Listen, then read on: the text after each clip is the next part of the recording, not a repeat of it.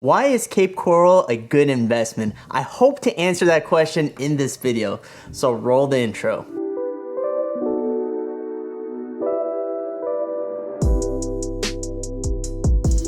Hello everyone, it's great to see your smiling faces. My name is Victor Prasad. I'm a real estate broker here in Southwest Florida, Cape Coral.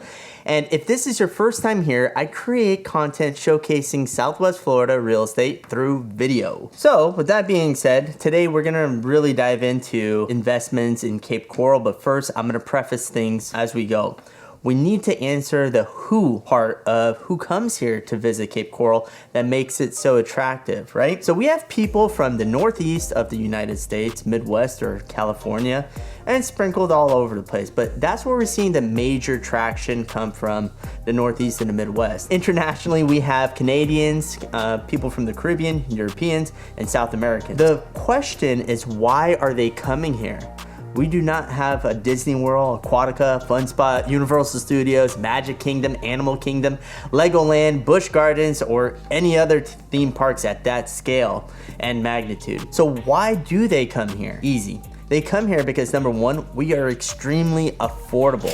You could rent an entire house in Cape Coral, for example, a 3-bedroom plus a den, 2 bathrooms, pool, 3-car garage, and a water view between $3,500 to $5,000. And if you make that into a saltwater canal, I mean, you pretty much could double that price as well. If you have everything listed above on a saltwater canal, I mean, just double the price, right?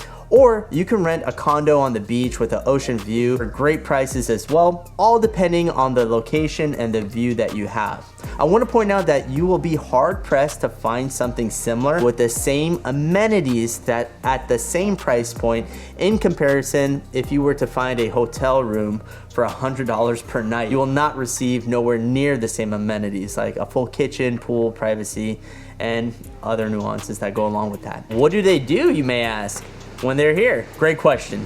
Beaches, number one. You have some of the best private beaches you will ever encounter. Sure, there are a main stretch of beaches that you can drive, but also you can get there by boat. I truly believe this is one of the best kept secrets of Southwest Florida. Really quick plug, I have a video of things to do in Cape Coral up here. I think the link is gonna pop up here. If you're a boater and love to explore, you can't beat the thousands of islands and the backwater areas to go to. If you go to the same spot over and over, that's okay too, for sure. My family loves to go to Cayo Costa. Not a lot of people, and you can have a stretch of beach that's pristine and your own private island to yourself. Cayo Costa is a great example. Okay, so we just anchored up off of Captiva, I believe, and we're hanging out on this beautiful beach here. Private beach, nobody around. This is why you should move to Florida. Why move to Florida? This is why. On the backside, smaller islands you could go to as well. Boca Grande, a sandbar. I mean, there's just, you could go down to Key Waden even. I mean, there's so many different options. Anywho, I digress. Or you can boat to an island like Cabbage Key, stay overnight, and eat at the restaurant. So personally, what I love about boating here is that there's just so much to do. Like when we go out on the boat, we take the family out. We make a decision when we're coming out the Caloosahatchee River. Either we're gonna go south and go all the way down to Lover's Key, Barefoot Beach, San Carlos Pass, and hang out there. Come back to like Fort Myers Beach area, or even hit Sanibel if we wanted to, and then head back into Cape Coral. And what I love about some of the places that we visit is that some of these places are managed by state parks, and they have facilities on the island. So if you need, there's bathrooms, there's a pavilion, things of that nature that's manageable. If you don't have a bathroom on your boat or whatever the case is, that it's truly a great place. Not only boat, but like when I have people that visit me, it's a fun time that, I could take them to different places that they never been on a small craft boat or a big craft boat on their own. So it's truly exciting. It's something special in my opinion. And then if we come out the Caloosahatchee River and we go north, usually I think I hit Sanibel, maybe by the lighthouse. Usually that's jam-packed. Sometimes Captiva too. The reason why you hear some apprehension in my voice is that if if you're a guest coming out of town and I'm taking you out, I would go Sanibel, Captiva, Fort Myers Beach. Those are the big ones to go to that people want to see and understand. But as a local, if it's just me and my family, you know, I'll I'll actually launch out of Matlacha or Burnstore Marina, and I'll hit Cabbage Key. I'll go up to Cayo Costa.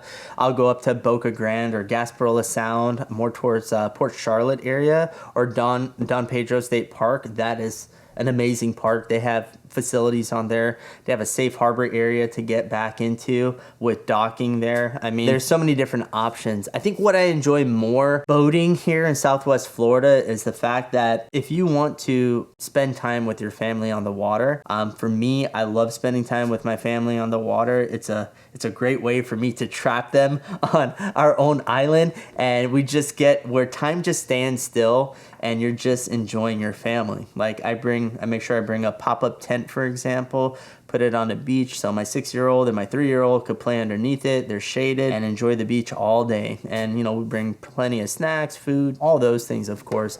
But I think that's the number one thing that I enjoy the most, when they're so young and they just play and we're just all together. We could talk for a little bit. They go and play. We eat. You know, we talk again. We go swim. It's just awesome and amazing. Anywho, moving on. On the other side of being on the water is fishing.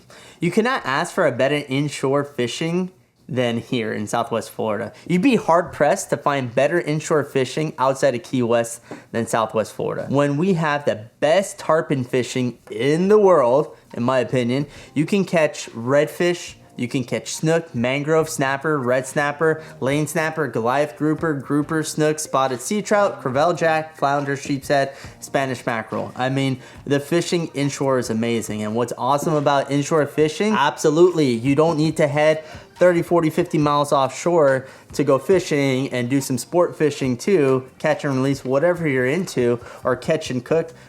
It doesn't matter. You have that just a few miles offshore, and you don't get a big hefty bill for fuel, especially with fuel prices being the way they are now, right? You don't have to worry about filling up a 200-gallon tank. Instead, you could just go out on a little 20-foot boat and put in about $300 worth of gas that'll last you a couple outings and just fish around inshore. I mean, it's truly amazing what you could extract from fishing here in Southwest Florida. Hopefully I drove home the point that the natural resources that are available for all of us to enjoy is thoroughly explained in that sense, right? Next up, we have I just really quickly want to mention, if you found value in this video, as a way of saying thank you, go ahead and tap that like button. It takes like literally half a second to do, and it helps my channel being found through YouTube's algorithm, and I would appreciate that very much. Thank you. Golf. This is a big one. Calusa Pines Golf Club is number 3 on Golf Digest for top courses for the entire state of Florida, featuring at 18 holes. Length is 7,203 feet, slope 148, designed by Dr. Michael Hertzen and Dana Fry. This backstory is really interesting here. I want to point out one quick thing. Southwest Florida is mainly flat, meaning no rolling hills or anything like that, right? And this is important because unlike other courses north of us in North Florida, they have rolling hills where Calusa Pines had to dig ponds and create ridge lines. Sports perhaps the firmest, fastest Bermuda fairways and greens in Florida, rivaled only by the turf at Streamsong. There are many other golf courses as well that are just as fantastic, communities that are open to the public with many other amenities attached, like bocce ball, pickleball, racquetball, tennis, swim, badminton, and I can't think of the rest of them, but there's more. So far we spoke about who comes here and why they come. Now is the time for the investment properties. Here in Southwest Florida, specifically Cape Coral, in this example, there are 3 types of investment opportunities that cash flow. Number 1 is annual rentals, number 2 is Airbnb, and number 3 is seasonal rental. Airbnb kind of falls in the same category as seasonal rentals, depending on what your investment strategy looks like.